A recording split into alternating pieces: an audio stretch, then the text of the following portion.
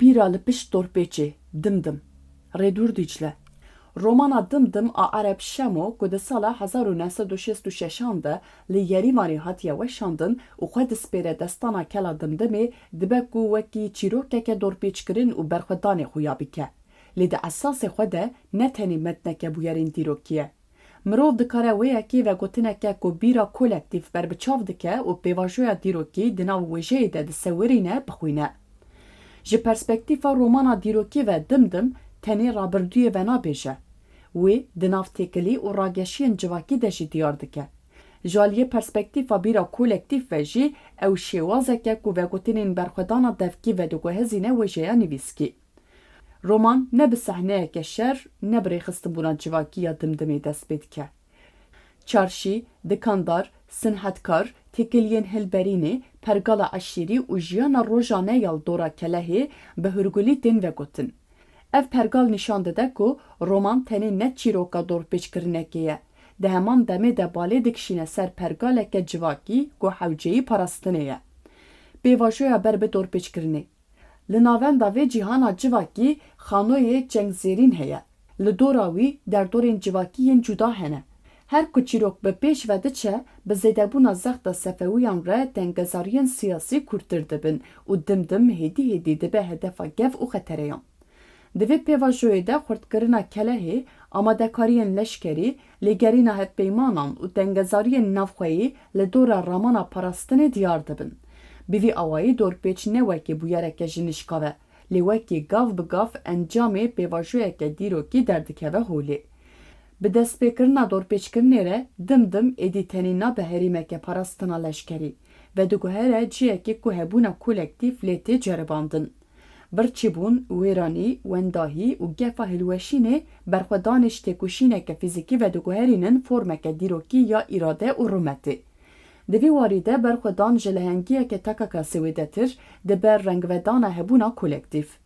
Şikestina vediguhere bîrê. Di dawiya romanê de şikestina Dimdimê wekî şikestineke sivik nayê pêşkêşkirin. Ev şikestin wekî destpêka mîratiyeke berxwedanê ya ku vediguhere bîrê bi wate dibe. Bi vî awayî metin ji çîrokeke dorpêçkirinê wêdetir diçe li ser esasê avakirin, pevçûn û veguherîna bîrê xisletê vegotineke dîrokî digire. Perspektîfa dîrokî. Ev pevbistîn dike ku roman wekî romaneke dîrokî bê xwendin. Li gorî nêrîna George Lucas a ji bo romana dîrokî metnên wiha tenê vegotinên ku bûyerên berê bi rêza kronolojîk vedibêjin nîne. Meseleya sereke ew e ku têkiliyên civakî û şert û mercên dîrokî yên ku ev bûyer tê de qewimîne berbiçav bikin. Meseleya sereke ew e ku ew têkiliyên civakî û şert û mercên dîrokî yên ku ev bûyer tê de qewimîne berbiçav dikin. Romana Dimdimê jî bi daxilkirina nav vegotinê ya şert û mercên siyasî, aborî û civakî yên ku bingeha dorpêçkirinê amade kirine dîrokê ne wekî rêbûyereke hirs. Dîrokê ne wekî rêbûyereke sabît, lê wekî pêvajoyeke dînamîk dibîne. Bi vî rengî dîrok ji paşperdeyeke derekî derdikeve û dibe yek ji hêmanên damezrîner û ên vegotinê. Tevna romanê jî vê nêrînê xurt dike. Zextên sefewiyan ên zêde, rêxistinbûna parastinê û nakokiyên navxweyî bi dorpêçkirinê ve gav bi gav pergalekê diafirînin. Bûyer bi qonaxên hev amade dikin, pêş ve diçin û rageşiya dîrokî gav bi gav tîrtir dibe. Di navenda vê pergalê de xano dikare bi rêya têgeha karakterê tîpik a George Lucas bê nirxandin. Xano ji lehengekê tekakasî wêdetir wekî kirdeyekê derdikeve holê ku şert û mercên dîrokî û hêzên civakî lê hasıl bûne. Waziyeta wî ji îradeyeke tekakasî bêhtir ezmûneke kolektîf temsîl dike. Di vê çarçoveyê de xano di heman demê de hilgirê bîrê ye. Li dora wî tişta tekakasî û kolektîf tim di nav têkiliyê de ne. Ji ber vêyekê sehneyên dorpêçkirinê ne tenê vegotinên şerin. Di heman demê de qadên tîrbûna bîra kolektîfin. Birçîbûn, wêrankirin û berxwedan ji bûyerên dîrokî wêdetir vediguherên kêliyên ezmûna hevpar.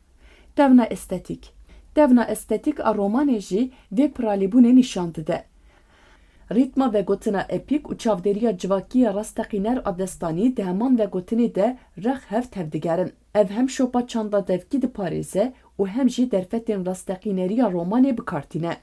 Li gel vê kela Dimdim jî ne tenê şûnwareke, Deman demê de dibe navendeke sembolîk ku pergala civakî, berxwedan û bîr lê kom dibin.